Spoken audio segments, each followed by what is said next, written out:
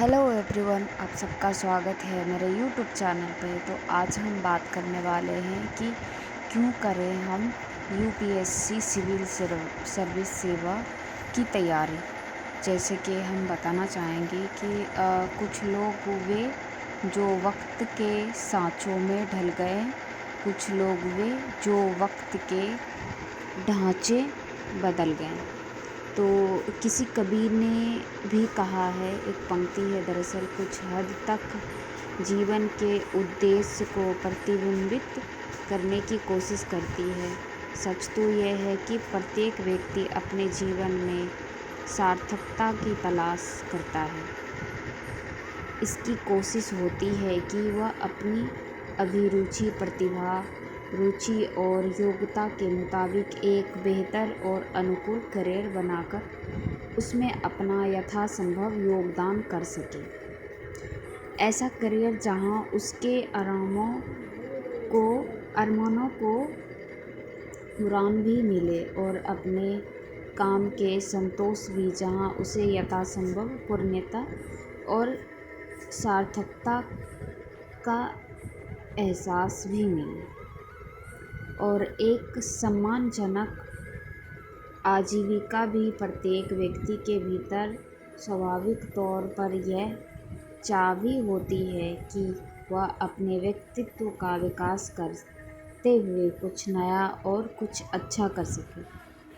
इंसान की यह बड़े सपने देखने की चाहत ही हो तो जो उसे एक दिन उपलब्धि के सर्वोच्च शिखर पर ले जाती है। डॉक्टर कलाम ने यूं ही नहीं कहा, सपने देखो, सपने विचारों में बदलते हैं और विचार कर्म में। यूं तो किसी भी व्यक्ति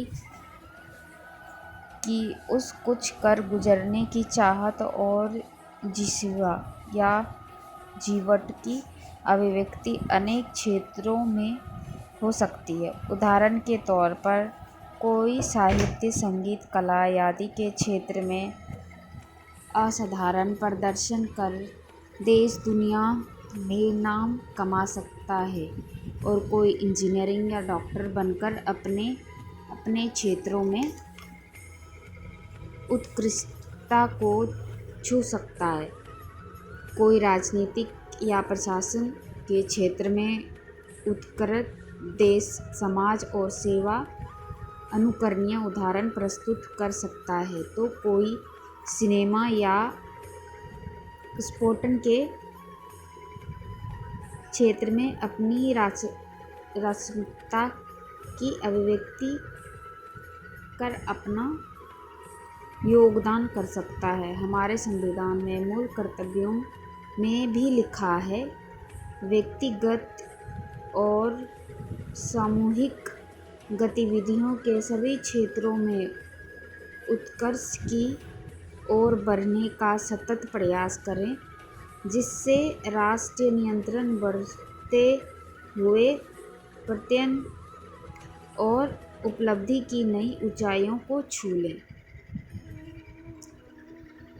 इस संवैधानिक मूल कर्तव्य की मूल भावना यही है कि प्रत्येक नागरिक, चाहे वह किसी भी क्षेत्र में कार्यरत हो, अपने व्यक्तिगत जीवन और सार्वजनिक जीवन दोनों में बेहतर की कोशिश करे और अपने निरंतर प्रयासों के माध्यम से आगे बढ़ता जाए।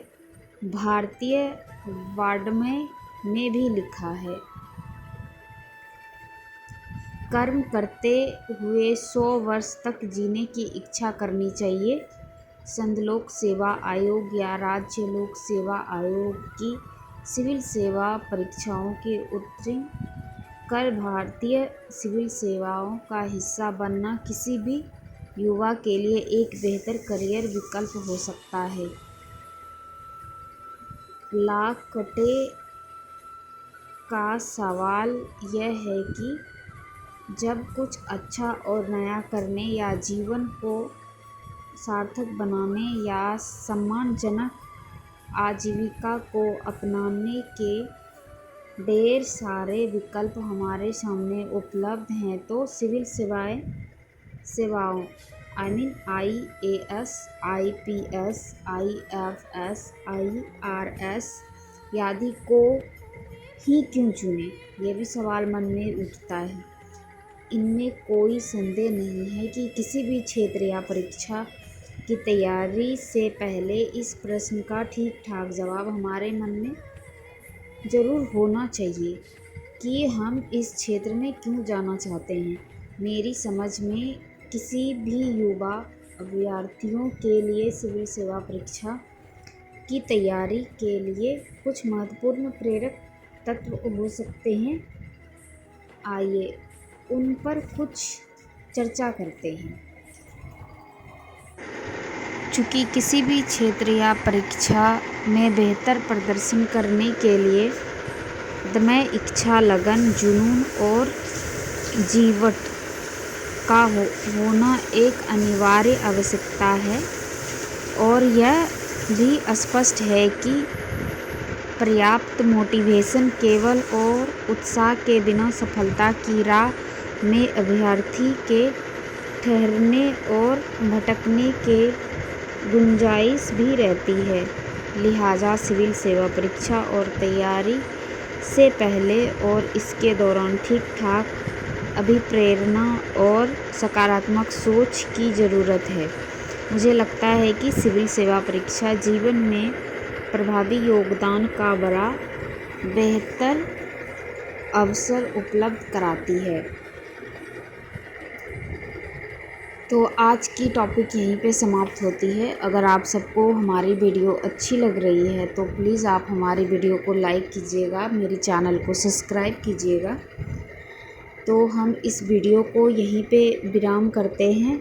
फिर अगली टॉपिक इसी में पार्ट 2 स्टार्ट होगा। ये पार्ट 1 था, तो पार्ट 2 नेक्स्ट मतलब कल आपको मिल जाएगी। आज की इस वीडियो को हम यहीं पे समाप्त करते हैं और पार्ट 1 कंप्लीट हो गई। पार्ट 2 आपको मिल जाएगी कल। अगर आपको हमारी वीडियो अच्छी लगी है तो प्लीज़ आप मेरी वीडियो को लाइक एंड चैनल को सब्सक्राइब।